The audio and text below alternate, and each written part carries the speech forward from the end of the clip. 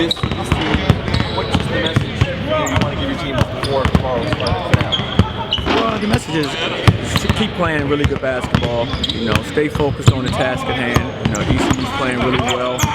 It's senior day for us, so we know there'll be a lot of emotion with that.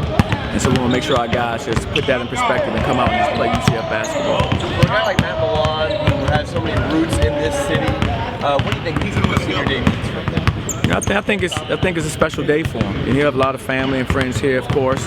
And so this is his last game on our court, for this year. So for him, I think it's going to be important, but not just for Matt. I think for our entire team.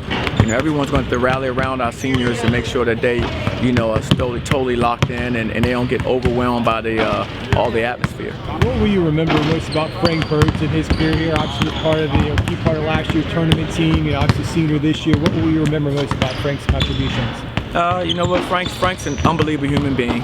I've loved coaching him. You wish you had 12 or 13 Franks on your team because of his attitude, the way he competes. And so, he'll always have a special place in our heart because of who he is as a person and as a player.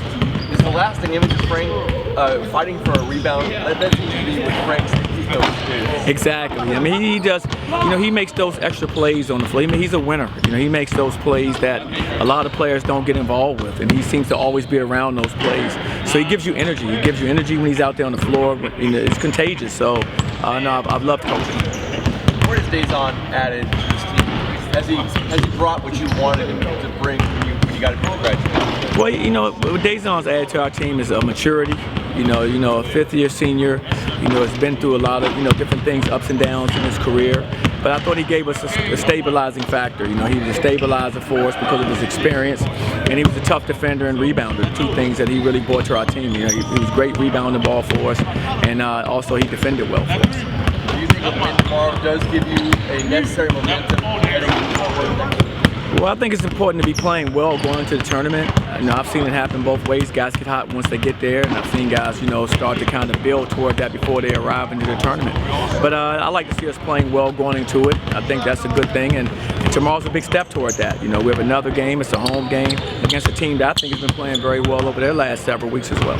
You kind of elaborate more on ECU. It's been a little while since you played them personally, but like you said, they've been playing well. What stands out to you about the Pirates? I think they've kind of found their rhythm. I think with a lot of new players similar to us, I think it's starting to gel. Those guys are starting to play well together. It's very similar to our situation. And I think the young players are starting to really grow into their roles. Like a young player like Newton, one of the freshmen who's having a terrific year.